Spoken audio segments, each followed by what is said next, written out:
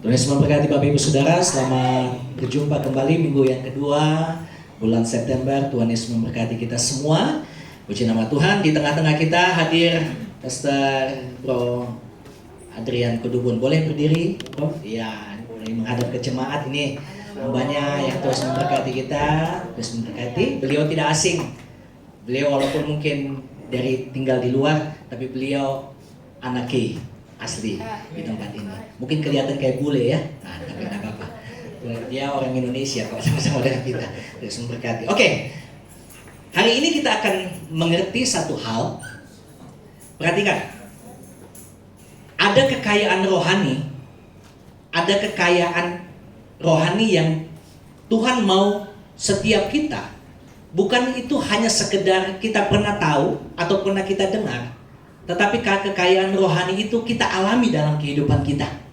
Kekayaan rohani yang melebihi apapun semua yang pernah diperoleh manusia di muka bumi ini, baik itu mungkin melalui pekerjaan mereka, baik itu mungkin melalui apa yang mereka dapatkan secara finansial. Tetapi semua itu tidak sebanding dengan kekayaan rohani yang Tuhan nyatakan di dalam kehidupan kita. Dan kekayaan rohani itu adalah kekayaan yang saya mau bilang begini buat saudara, tidak bisa diukur dengan kekuatan uang apapun. Tidak bisa diukur. Kenapa? Karena kekayaan rohani itu datangnya dari Tuhan. Nah, waktu kita, saya dan saudara mengenal Kristus, lahir baru, mengundang Kristus Tuhan hadir dalam kehidupan kita, dia mengambil alih dalam seluruh perjalanan kehidupan kita. Dia bukan hanya jadi Tuhan, dia yang mengatur. Tetapi begini, segala yang baik, yang terbaik dari sorga, dia nyatakan dalam kehidupan kita. Makanya salah satu bagian di dalam doa Bapa kami, dia bilang begini, jadilah kehendakmu di bumi seperti apa? Di sorga. Segala sesuatu yang Tuhan akan mau kerjakan di muka bumi ini, itu semuanya dilimpahkan dan datangnya dari sorga. Dan Tuhan limpahkan buat kita semua tanpa terkecuali. Nah, hari ini Bapak Ibu Saudara, kita akan merenungkan bagian-bagian firman Tuhan yang merupakan doa Paulus, yang merupakan surat Paulus juga kepada jemaat di Efesus, supaya mereka jemaat yang di Efesus itu mengerti bahwa ternyata di dalam Kristus kita ada dapatkan kekayaan yang melebihi apapun juga. Kekayaan yang dinyatakan dalam Tuhan melalui kehidupan kita. Nah, oke, mari kita lihat di dalam Efesus pasalnya yang pertama, ayatnya yang ketiga sampai dengan ayatnya yang ke-18. Oke, ada beberapa ayat. Kita akan baca, Bapak Ibu Saudara, kita baca berganti-gantian. Efesus pasalnya yang pertama, ayat yang ketiga sampai dengan ayatnya yang ke-18. Mari menghormati firman Tuhan, kita bangkit berdiri bersama-sama. Saya baca ayat yang ketiga, Bapak Ibu ayat yang keempat. Ayat 18 kita baca bersama-sama. Judulnya di sana adalah kekayaan orang-orang yang terpilih. Ayat yang ketiga, Efesus pasal 1 ayat yang ketiga sampai dengan ayat 18. Saya baca di ayat yang ketiga. Terpujilah Allah dan Bapa Tuhan kita, Yesus Kristus, yang dalam Kristus telah mengaruniakan kepada kita segala berkat rohani di dalam sorga. Ayat 4. Sebab di dalam Dia Allah telah memilih kita sebelum dunia dijadikan, supaya kita kudus dan sangat tercatat di hadapan. Ayat yang 5. Dalam kasih Ia telah menentukan kita dari semula oleh Yesus Kristus untuk menjadi anak-anaknya sesuai dengan kerelaan kehendaknya. Ayat 6. Supaya terpujilah kasih karunia-Nya yang mulia yang dikaruniakannya kepada kita di dalam Dia yang dikasihinya. Ayat yang ke-7. Sebab di dalam Dia dan oleh darahnya kita beroleh penebusan, yaitu pengampunan dosa menurut kekayaan kasih karunia-Nya. Ayat 8. Yang dilimpahkannya kepada kita dalam segala hikmat dan pengertian. Ya. Sebab Ia telah menyatakan rahasia kehendaknya kepada kita sesuai dengan rencana kerelaannya, yaitu rencana kerelaan yang dari semula telah ditetapkannya di dalam Kristus. Ayat 10. Sebagai persiapan kegenapan waktu untuk mempersatukan dalam Kristus sebagai kepala segala sesuatu, baik yang di surga maupun yang di bumi. Aku katakan di dalam Kristus, karena di dalam Dialah kami mendapat bagian yang dijanjikan. Kami yang dari semula ditentukan untuk menerima bagian itu sesuai dengan maksud Allah yang di dalam segala sesuatu bekerja menurut keputusan kehendaknya. Ayat 12. Supaya kami yang sebelumnya telah menaruh harapan pada Kristus boleh menjadi pujian bagi kemuliaan-Nya. Di dalam Dia kamu juga, karena kamu telah di dalam Dia kamu juga, karena kamu telah mendengar firman kebenaran, yaitu Injil keselamatanmu. Di dalam Dia kamu juga, ketika kamu percaya, dimateraikan dengan Roh Kudus yang dijanjikannya itu. Dan Roh Kudus itu adalah jaminan bagian kita sampai kita memperoleh seluruhnya, yaitu penebusan yang menjadikan kita milik Allah untuk memuji kemuliaan-Nya. Ayat yang ke-15.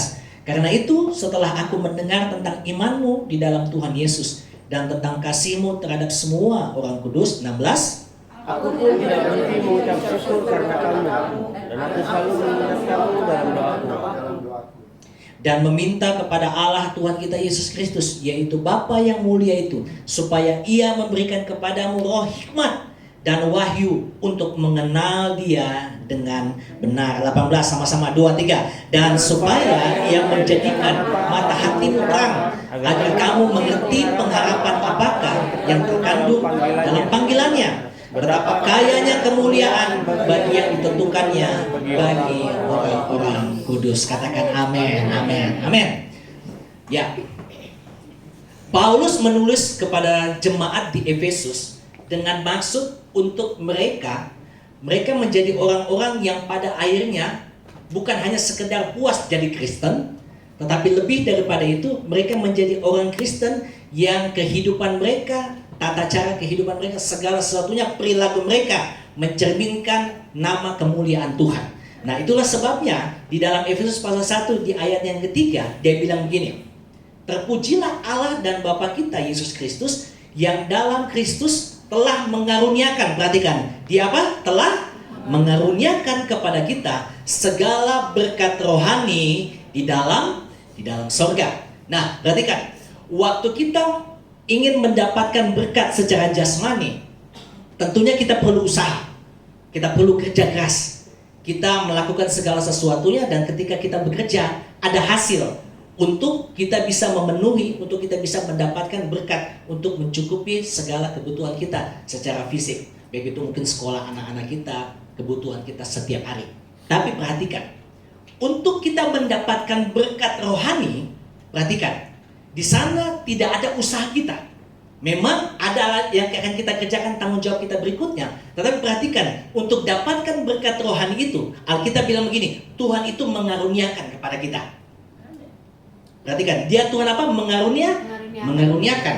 Jadi waktu kita dapatkan berkat rohani dalam pengenalan, dalam pengiringan kita kepada Tuhan, perhatikan, bukan karena saya jauh lebih baik dari Bapak Ibu, bukan karena kita jauh lebih rohani daripada apapun, tapi karena apa? Karena Tuhan itu yang mengaruniakan berkat itu di dalam kehidupan kita, dan berkat itu datangnya dari sorga. Dan ketika berkat itu dilimpahkan buat kehidupan kita, firman Tuhan di sana dia bilang begini di ayat yang keempat. Ini menarik, saudara. Dia bilang begini, sebab di dalam Dia Allah telah memilih kita sebelum dunia apa? Dijadikan supaya kita kudus dan tak bercacat di hadapannya. Di ayat yang kelima dia bilang begini, dalam kasih Ia telah menentukan kita dari semula oleh Yesus Kristus untuk menjadi anak-anaknya sesuai dengan kerelaan kehendaknya. Di ayat yang keempat dan kelima ada 3 berkat yang kita dapatkan dalam berkat rohani itu. Yang pertama, firman Tuhan dia bilang begini, Tuhan itu memilih kita sebelum dunia dijadikan. Sebelum segala sesuatunya dijadikan, Tuhan itu sudah pilih Bapak Ibu Saudara. Bahkan Alkitab dia bilang begini, sebelum kita ada di kandungan ibu kita, Tuhan sudah pilih Bapak Ibu Saudara. Itulah sebabnya minggu lalu saya sampaikan begini firman Tuhan. Waktu Tuhan menciptakan segala sesuatunya, Tuhan dulu ciptakan terang, Tuhan ciptakan segala sesuatunya, Tuhan ciptakan segala sesuatunya dan isinya semua, dan pada waktunya semuanya itu lengkap, Tuhan ciptakan manusia di belakangnya. Supaya apa? Supaya manusia menikmati apa yang Tuhan ciptakan sebelumnya, dan manusia berkuasa atas semua ciptaan itu. Nah, perhatikan, apa jadinya kalau umpamanya manusia diciptakan ke muka, tidak ada terang, tidak ada segala sesuatunya, maka bisa dibayangkan manusia akan hidup di dalam yang namanya kehampaan. Memang dia diciptakan spesial, tetapi tidak ada yang melengkapi dia dalam perjalanan kehidupannya. Tapi itulah hebatnya Tuhan. Dia menciptakan segala sesuatunya. Dia ciptakan buat kita semua. Ini bahasa rohani yang saya mau bilang, untuk membackup kita dalam kehidupan kita.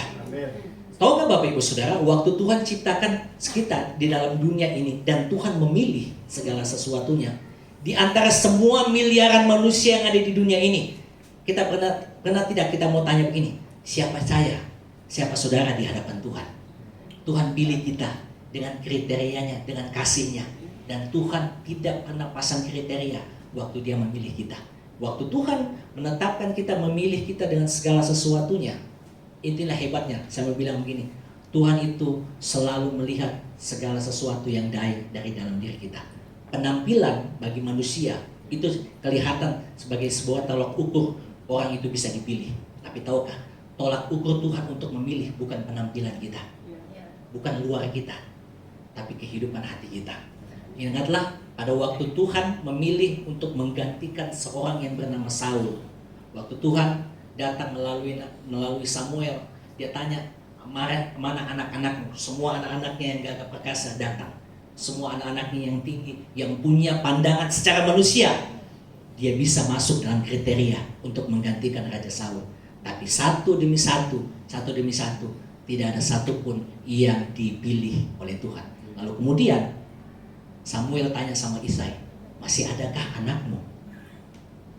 Bayangin saudara, kalau saudara ada di keluarga saudara, saudara ada di rumah tangga saudara, orang tanya, pilih mana anak-anakmu, kita disepelekan. Lalu kemudian setelah semuanya orang tanya gini, di mana yang lain? Adakah kau punya anak yang lain? Banyak penafsir yang bilang begini, Daud itu anak yang tertolak, anak yang gak masuk hitungan. Karena dia gak masuk hitungan, saudara-saudaranya menganggap remeh dia. Makanya pada waktu dia datang di medan pertempuran, saudaranya bilang gini, di mana kambing dombamu yang 2-3 ekor itu kau tinggalkan? Mereka menganggap bahwa apa yang dikerjakan oleh Daud itu dipandang sebelah mata. Tapi tahukah saudara, ternyata penilaian Tuhan, dan pada waktu Tuhan memilih Daud, penilaian yang sama Tuhan tetapkan buat saya dan saudara. Tuhan tidak pakai penampilan kita, karena penampilan bisa menipu banyak orang.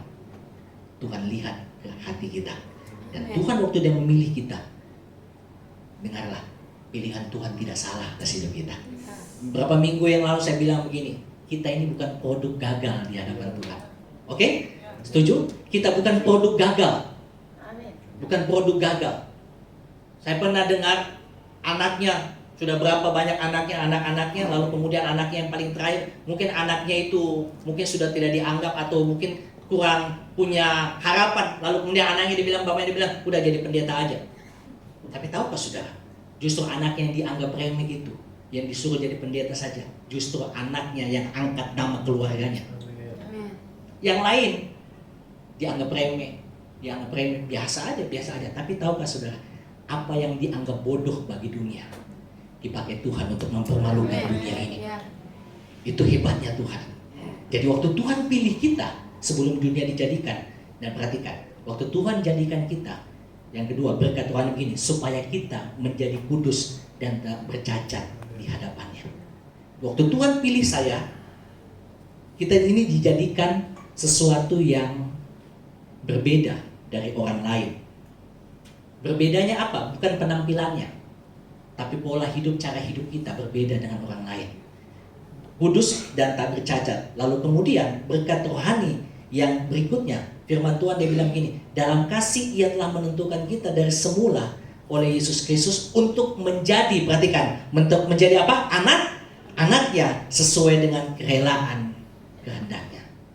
Perhatikan, kita ini Bapak Ibu Saudara, waktu kita ditebus, dibenarkan oleh Tuhan, kita ini diangkat jadi anaknya Tuhan. Jadi anak Tuhan. Jadi anak yang menjadi begini, anak selalu pasti akan mewarisi apa yang dimiliki oleh orang tuanya, akan meneruskan apa yang dilakukan oleh orang tuanya. Tetapi firman Tuhan dikatakan begini, dalam kasih Ia telah menentukan, perhatikan, Ia telah menentukan kita dari semula oleh Yesus Kristus untuk menjadi anak-anaknya sesuai dengan kerelaan kehendaknya. Nah, di dalam pilihan Tuhan, di dalam segala sesuatu yang Tuhan buat dalam pilihan itu adalah menjadi pilihan yang dimana Tuhan mau menyatakan maksud dan kehendaknya di dalam kehidupan kita. Nah, Bapak Ibu Saudara, ada berkat rohani selain kita diangkat menjadi anak, kita menjadi kudus, lalu kemudian kita mengerti kita dipilih daripada semulanya. Hari ini saya mau sharingkan satu hal, berkat rohani yang lain yang juga menjadi doa Paulus dan juga di dalam doanya kepada jemaat Efesus, dan ini juga menjadi kerinduan Tuhan dalam kehidupan kita, supaya kita mengerti bahwa di dalam Kristus ada hal yang perlu kita gali di dalam kita mendapatkan yang namanya berkat rohani di dalam kehidupan kita. Perhatikan di ayat 17. Nah, ini yang saya mau sharingkan buat Bapak Ibu Saudara. Efesus pasal 1 ayat 17. Dan meminta kepada Allah Tuhan kita Yesus Kristus, yaitu Bapa yang mulia itu, supaya apa? Ia memberikan kepadamu roh hikmat dan wahyu untuk apa? Untuk mengenal Dia dengan apa? Dengan benar. Sama-sama bilang mengenal Tuhan dengan benar. 2, 3. Mengenal apa? Tuhan dengan apa? Dengan benar. Mengenal Tuhan dengan benar. Pernahkah Bapak Ibu Saudara pernah berdoa begini? Atau saya juga mungkin, kita mungkin pernah berdoa begini dalam masa-masa waktu kita menghadapi persoalan. Tuhan, aku rindu persoalanku, tantanganku, pergumulanku yang ku hadapi hari ini segera dapat jalan keluar dengan cara Tuhan. Tapi tahukah Bapak Ibu Saudara, apa yang kita doakan 1 bulan, 2 bulan, bahkan 1 tahun, kita nggak lihat pertolongan Tuhan, kita nggak lihat jalan-jalan Tuhan. Tapi tahukah Bapak Ibu Saudara, justru di dalam segala sesuatu yang belum kita lihat itu, tanpa kita sadari, ada banyak hal lain yang Tuhan selesaikan, yang Tuhan buat dalam kehidupan kita. Pernah saya bilang begini buat Bapak Ibu Saudara, kita berdoa supaya sakit kita sembuh 1-2 tahun, kita masih mengalami sakit. Tapi tahukah, di bagian yang lain Tuhan sedang bekerja dalam kehidupan kita. Apa itu Saudara? Kerinduan kita, gairah kita, semangat kita yang dulu-dulunya mulai redup. Tapi pada waktu kita sakit kita belum sembuh, tapi gairah kita cari Tuhan, cinta kita kepada Tuhan, Tuhan terus nyatakan dalam kehidupan kita. Sakit kita belum sembuh, tapi semangat kita dan cinta kita kepada Tuhan semakin menggelora, bahkan lebih daripada yang sebelumnya. Tuhan kerjakan, Tuhan buat. Usaha kita belum selesai, usaha kita belum beres, usaha kita belum menemukan jalan keluar, masih sepertinya jalan di tempat, stagnan. Tapi tahukah, usaha kita Tuhan belum pulihkan, tapi ada bagian lain yang Tuhan buat terlebih dahulu, yang Tuhan kerjakan. Supaya apa? Ketika semuanya itu Tuhan kerjakan, bagian usahamu Tuhan selesaikan, semuanya menjadi kuat. Artinya begini, waktu semuanya Tuhan itu selesaikan, fondasi kita sudah kuat terlebih dahulu. Fondasi kita, apa gunanya kalau hari ini usaha kita dipulihkan, kesehatan kita dipulihkan, tapi fondasi iman kita justru goyah? Bisa saja waktu usaha kita dipulihkan, sakit kita sembuh, kita diberkati, kita bisa tinggalkan Tuhan, kita bisa lari daripada Tuhan. Atau mungkin paling tingginya kita akan bilang begini, semua karena hasil usaha saya. Tuhan bereskan dulu kita punya fondasi, supaya ketika segala sesuatu yang kita doakan itu Tuhan kerjakan. Semua berkat itu yang baik, maka kita akan bilang begini dengan hati yang bersyukur, semua datangnya dari Tuhan. Amin. Semua datangnya dari Tuhan. Semua datangnya dari Tuhan. Mengenal Tuhan dengan benar, ternyata ada 2 hal. Mengenal Tuhan itu, ternyata Tuhan mau nyatakan justru di masa-masa yang paling sulit dalam hidup kita. Dalam masa paling sulit, justru di situ kita kenal Tuhan dengan benar. Kita senang dengan orang-orang yang ketika berbagi kesaksian, mereka punya pengalaman hidup, dan mulai dari bawah sampai mereka dipulihkan. Kita suka, kita senang dengar, bahkan membangkitkan kita punya iman. Tetapi seringkali kita berpikir, apa yang Tuhan buat dengan mereka, kita berpikir itu Tuhan juga bisa buat sama kita. Tapi tahukah, kalau Tuhan bisa buat dia dengan cara yang A, tapi juga Tuhan bisa buat dengan cara yang lain untuk pulihkan kehidupan kita. Dia Tuhan pulihkan, dia bekerja segala sesuatunya dalam kehidupan kita. Lalu kemudian waktu kita dengar kesaksian mereka, kita aminkan, lalu kemudian kita rindu, Tuhan aku ingin rindu juga seperti begitu. Tapi tahukah Bapak Ibu Saudara, waktu kita dengar kesaksian mereka, justru waktu Waktu kita mulai dari yang paling bawah, paling rendah sekalipun, paling titik, paling nadir dalam kehidupan kita, di sana Tuhan bukakan kita. Makanya Tuhan dia bilang begini, supaya Ia memberikan kepadamu roh hikmat dan wahyu untuk mengenal Dia dengan apa? Dengan benar. Kenal Tuhan dengan benar. Kenapa? Kadang-kadang masa sulit Tuhan pakai untuk kenal Tuhan dengan benar. Supaya begini, konsep pemikiran kita tentang Tuhan yang dulunya kita anggap benar, itu Tuhan rombak supaya konsep pemikiran kita kepada Tuhan bukan dengan konsep pemikiran kita, tapi dengan cara pemikiran Tuhan. Ayub, Alkitab di bagi Ayub pasal pertama, Tuhan tampilkan profilnya. Dia orang yang takut dan saleh.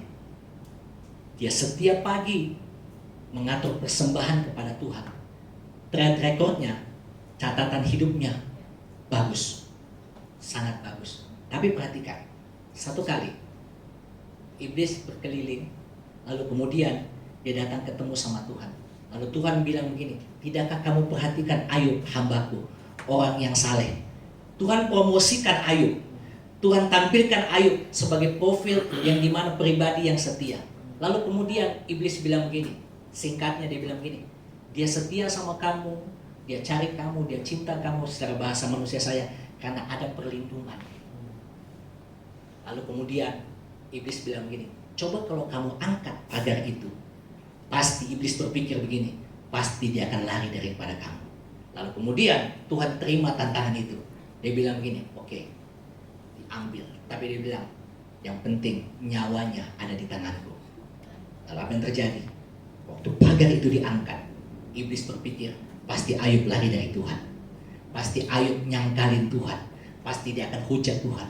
Tapi perhatikan saudara, waktu pagar itu diangkat, segala sesuatunya habis. Segala sesuatunya habis. Ayub hanya bisa bilang begini, Tuhan yang memberi, Tuhan yang mengambil. Terpujilah nama Tuhan. Di situ dia kenal Tuhan. Waktu dia justru dalam masa sulit. Dia tidak ngomong itu pada waktu segala sesuatunya ada. Justru dia ngomong itu pada waktu semuanya habis. Tanpa sisa. Tanpa sisa. Bahkan bukan saja kekayaannya, dia harus setiap hari ada dalam penderitaan sakit penyakitnya. Bahkan istrinya yang seharusnya nemani dia, berikan kekuatan, berikan support, justru dorong Ayub untuk hujat nama Tuhan.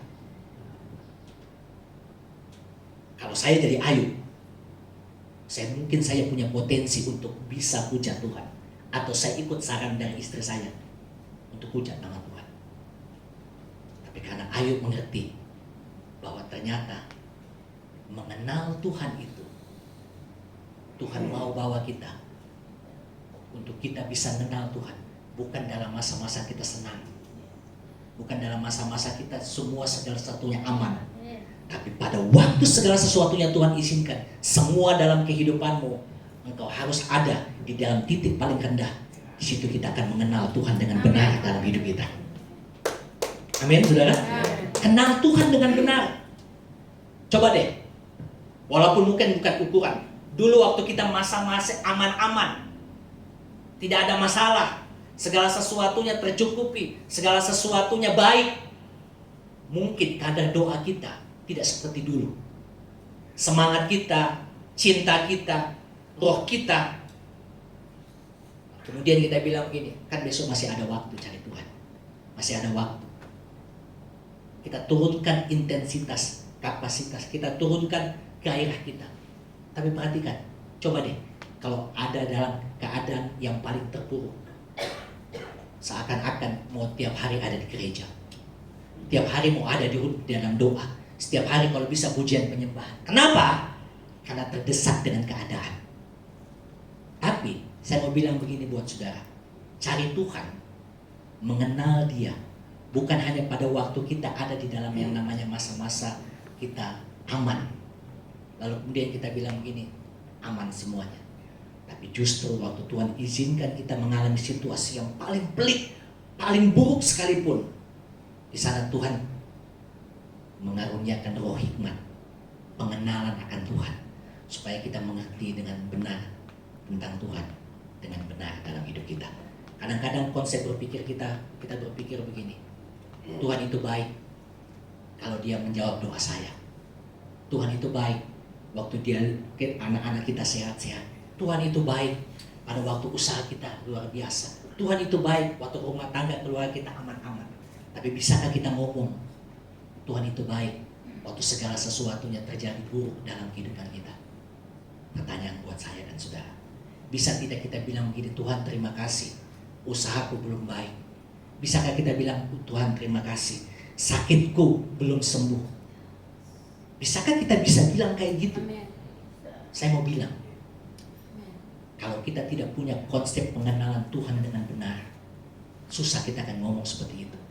Tapi pada waktu kita punya konsep pemikiran, konsep pengenalan kita dengan benar, dengan Tuhan, Tuhan rombak cara kita mengenal Tuhan, maka kita akan bilang begini, udah deh gak apa-apa, kau belum jawab doaku, sakitku belum sembuh, apapun, satu yang aku tahu, rancanganmu bukan rancangan kecelakaan atas hidupku, selalu mengatakan kebaikan atas hidupku.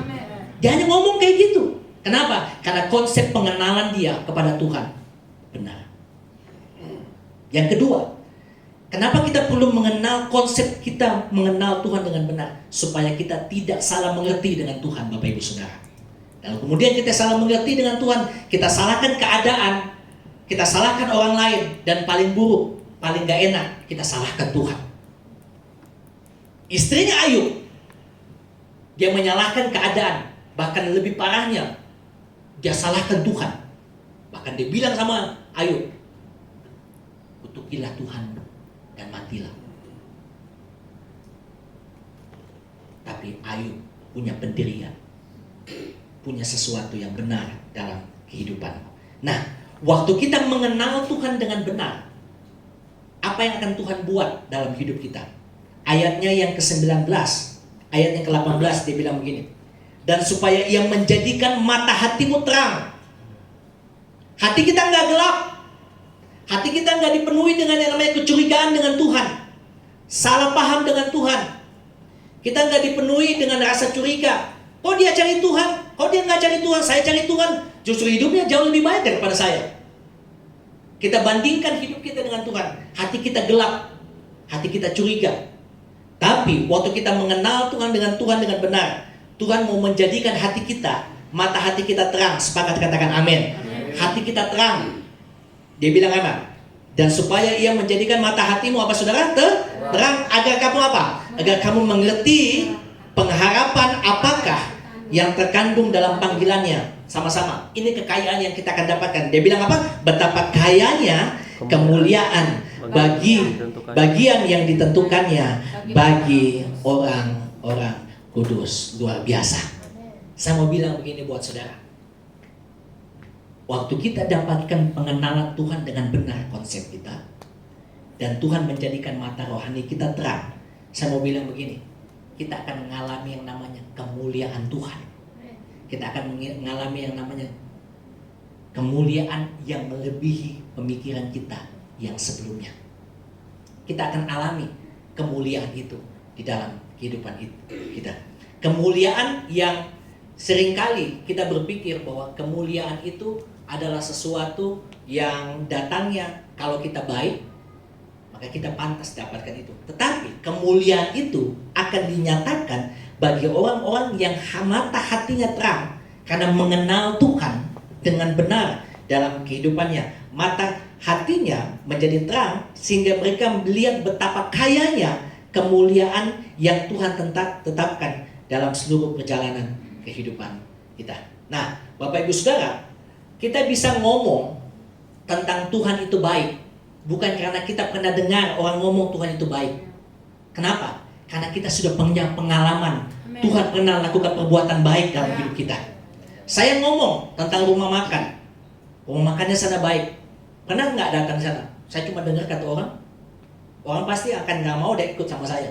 Tapi kalau saya bilang rumah makan sana bagus, enak dia punya menu. Sudah pernah? Saya sudah pernah. Berkali-kali saya sudah. Ketika saya ajak, orang yang saya ajak itu percaya. Dan mereka akan menceritakan juga kepada orang lain. Saya dan Bapak Ibu Saudara pernah punya pengalaman berjalan bersama dengan Tuhan. Pernah kita mengalami yang namanya masa-masa di mana Tuhan berikan kita pengalaman-pengalaman iman bersama dengan Tuhan. Dan di sanalah kita tahu bahwa ternyata Tuhan itu baik. Tuhan itu menolong kita tepat pada waktunya. Tuhan itu luar biasa. Tuhan dia Allah yang peduli. Kenapa? Karena kita ngalami, Bapak Ibu. Karena kita pernah ngalami. Kita tahu dia Allah yang mencukupkan. Karena kita pernah mengalami masa kekurangan.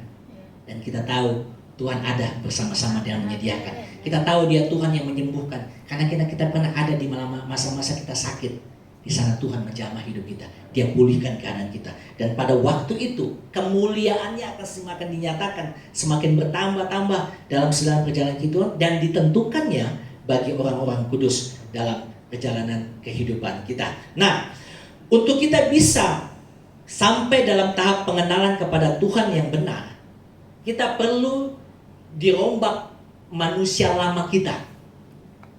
Kita nggak bisa untuk dapatkan sesuatu yang baru, tapi kita masih kenakan kehidupan manusia kita atau cara pola kita hidup yang lama. Saya pernah bilang di sini, saudara, kalau kita untuk dapatkan atau kita masuk dalam sebuah kondisi, dalam situasi yang baru, tentunya kita tidak akan bawa konsep cara hidup kita yang lama.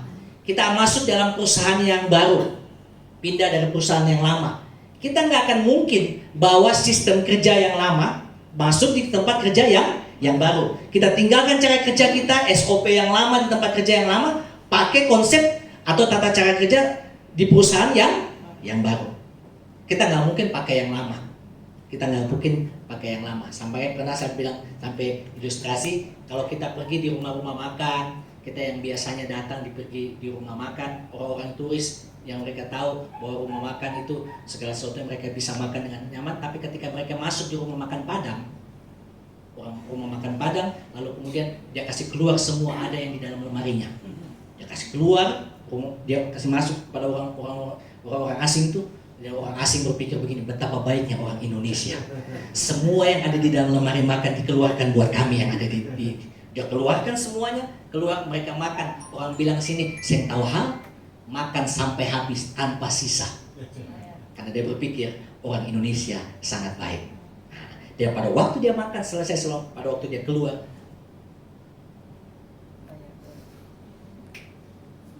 di bagian penagihan kasihkan bill. Penagihan, waktu dia lihat bill, dia berteriak, "What?" Kenapa? Karena dia kaget. Karena dia berpikir cara makan di restoran yang lain sama dengan cara makan yang ada di rumah makan Padang. Berbeda. Oke?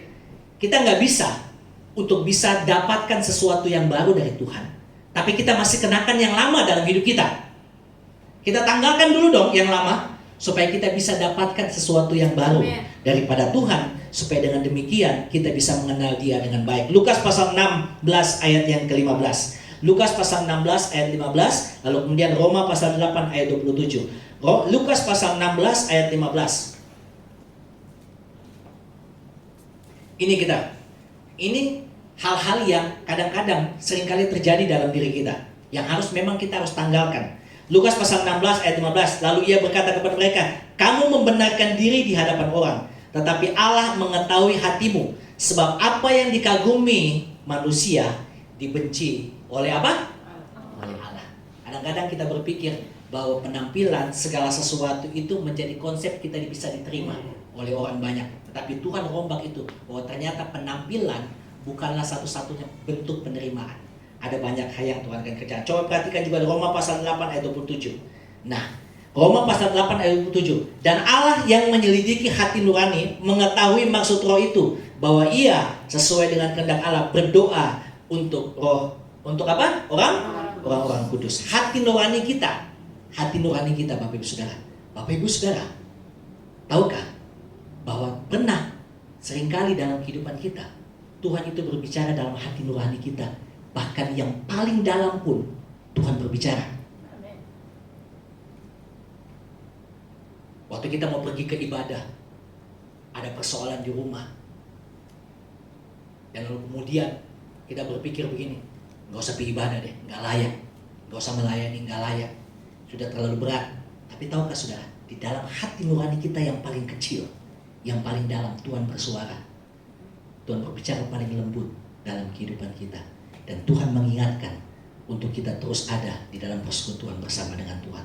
Dan kadang-kadang saudara, pernah juga saya buat masalah atas segala sesuatunya. Tuhan berbicara dalam hati nurani kita yang paling dalam. Tuhan bilang begini, bereskan dulu. Hati nurani itu berbicara. Nah, waktu hati nurani kita bersih dan kita menanggalkan yang lama, di sanalah hati nurani kita akan diterangi dengan hal-hal yang kudus daripada Tuhan. Kita akan diterangi dengan segala sesuatu yang benar, dengan segala sesuatu yang baik yang daripada Tuhan, supaya dengan demikian kita bisa menjadi orang-orang yang pada akhirnya mengerti apa yang sedang Tuhan buat di dalam seluruh perjalanan kehidupan kita.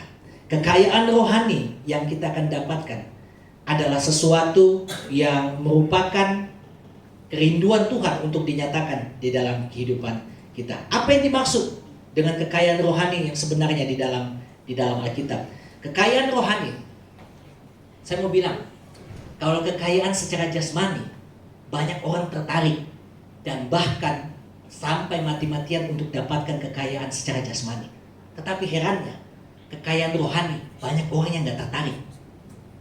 Banyak orang yang gak berminat. Tapi tahukah saudara, kekayaan rohani itu justru sesuatu yang kekal dalam kehidupan kita. Sesuatu yang kita dapatkan secara jasmani, pada akhirnya akan habis nilainya. Akan habis dia punya nilai. Akan mungkin berjalannya waktu, kita tidak akan mati ataupun kembali dengan membawa segala sesuatu yang kita dapatkan, yang kita usahakan waktu kita dapat peroleh dengan kekayaan secara jasmani itu.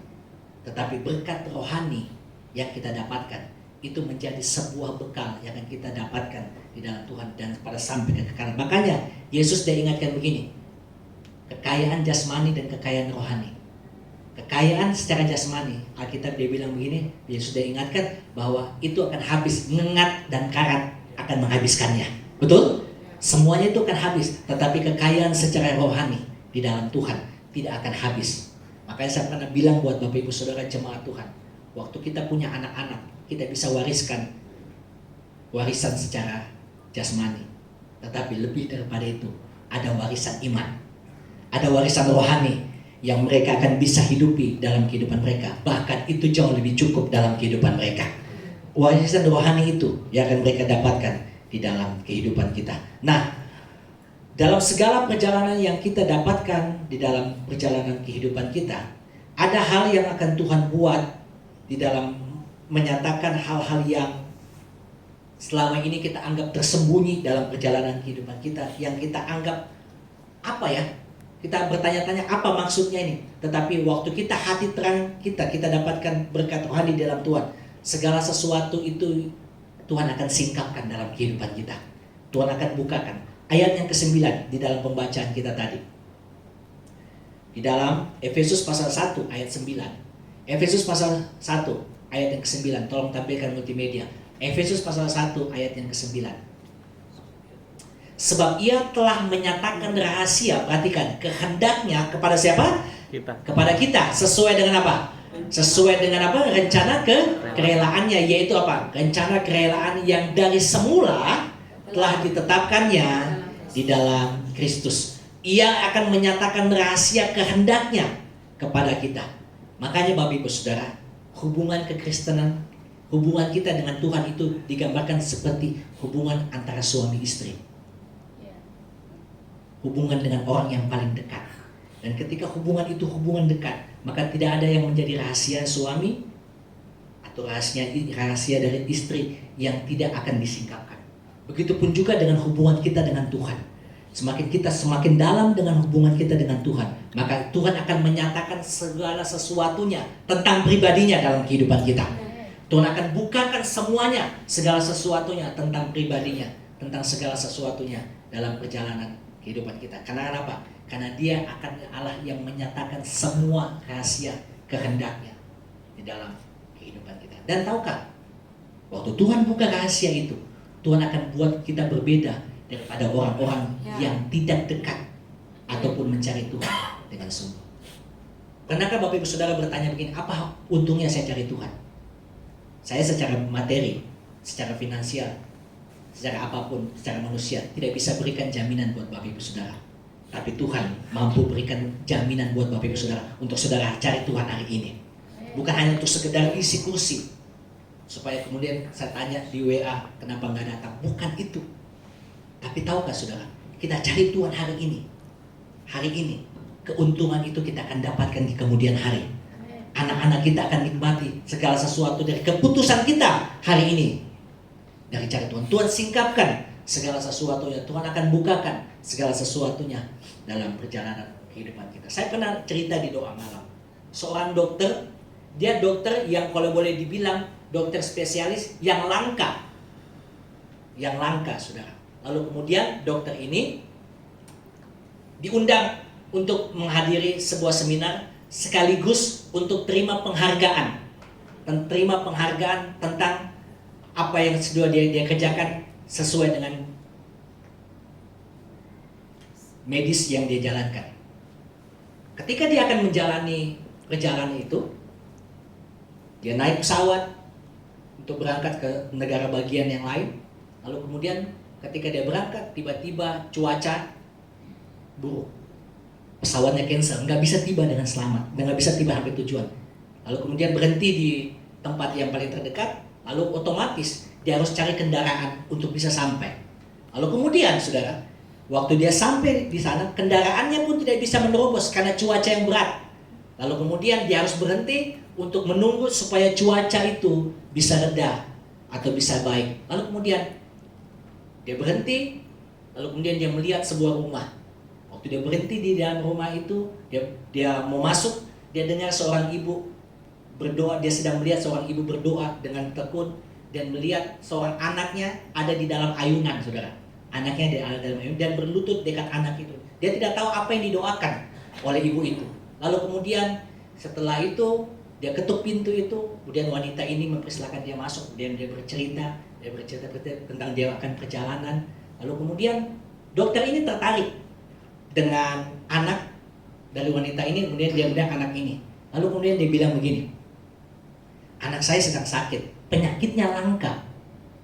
Penyakitnya langka.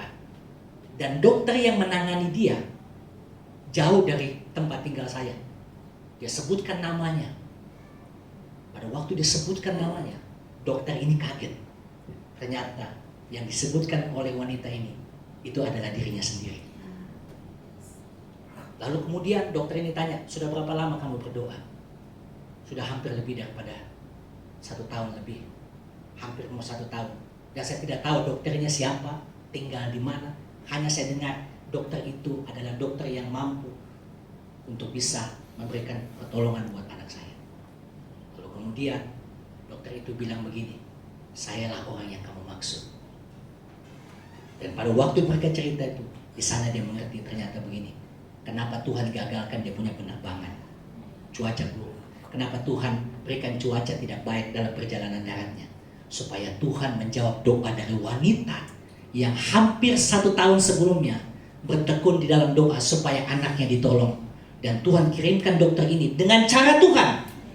Dengan cara Tuhan. Dengan cara Tuhan. Supaya bertemu dengan wanita ini. Tahu Bapak Ibu Saudara? Waktu kita ada di dalam pengenalan kepada Tuhan, hati nurani kita diterangi oleh Tuhan. Apa yang dahulunya kita anggap itu mustahil, kita anggap itu susah, kita anggap enggak mungkin, kita anggap itu secara logika tidak akan mungkin terjadi. Saya mau bilang, Tuhan segala dengan cara kemahakuasaannya, dia akan buat segala cara supaya apa yang kau doakan dan gumulkan, Tuhan jawab dengan cara Tuhan yang ajaib. Amin, saudara. Tuhan bukakan dengan caranya. Ada pernyataan dari Billy Graham, almarhum, dia bilang begini, jika kamu setia dan cari Tuhan sampai pada titik paling nadir dalam kehidupanmu, pada waktu itu, percayalah, sorga akan membackup engkau dengan caranya yang luar biasa. Bahkan dalam pernyataannya dia bilang begini, Tuhan akan perintahkan dari utara, timur, barat, dan selatan untuk mendukung engkau di dalam perjalanan kehidupan. Luar biasa. Waktu kita cari Tuhan ternyata dengan benar, mengenal Tuhan dengan benar, Tuhan tidak tutup mata dengan hidup kita. Amin. Tuhan tidak tutup mata, Bapak Ibu Saudara. Tuhan tidak pernah tutup mata. Ada di anak Yud tanya mau jadi apa? Cita-cita jadi dokter. Jadi dokter, Pak. Tapi secara ekonomi orang tuanya, saya nggak sebut nama, nggak mungkin. Tapi saya mau bilang begini, modal dia cari Tuhan itu jauh lebih cukup. Cuma berapa orang yang bilang amin, saudara? Cari Tuhan, cinta Tuhan, modalnya itu jauh lebih daripada cukup, Bapak Ibu. Amin? Jauh lebih daripada cukup. Jauh lebih daripada cukup.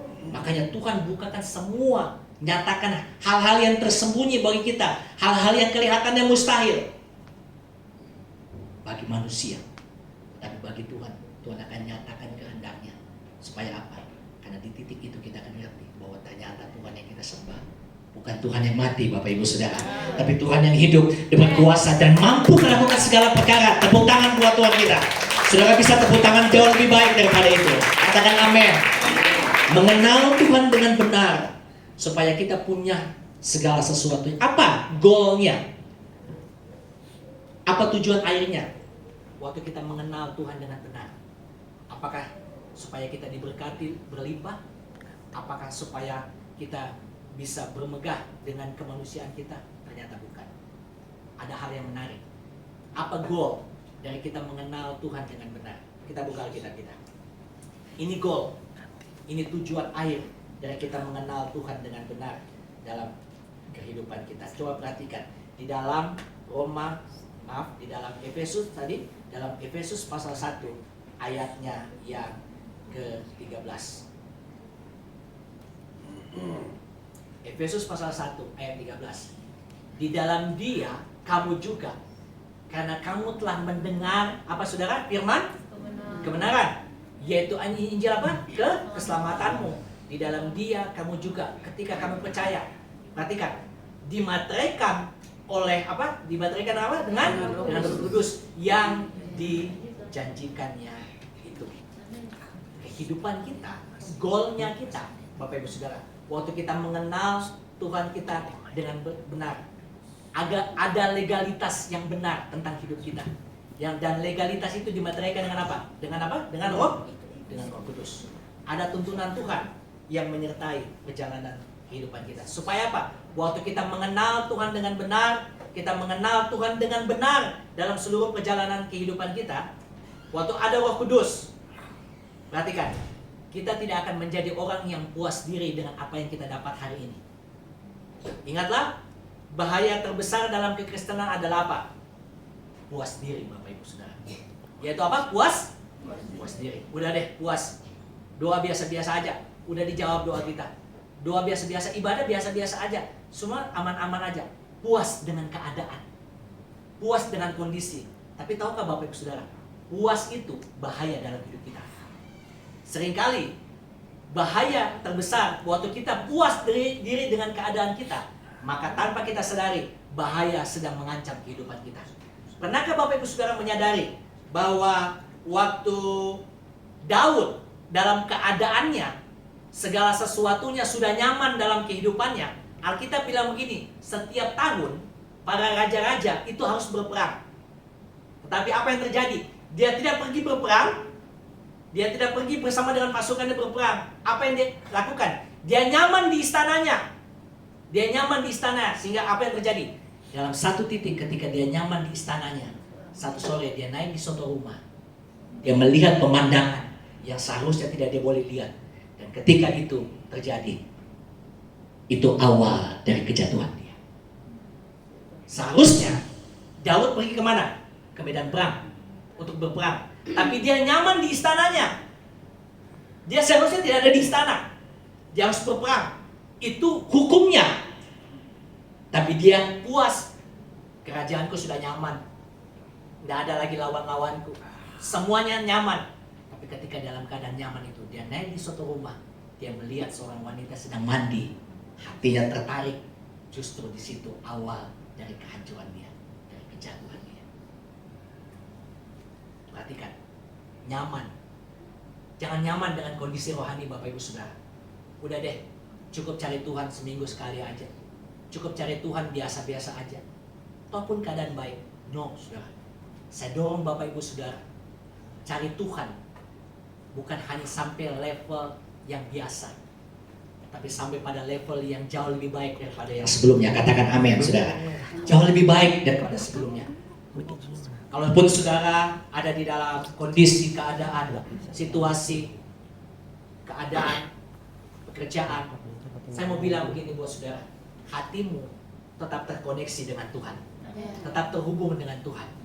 Apapun yang sedang kau buat, kau kerjakan, kau lakukan firman Tuhan, lakukanlah bukan untuk manusia, tapi untuk Tuhan. Amin, saudara.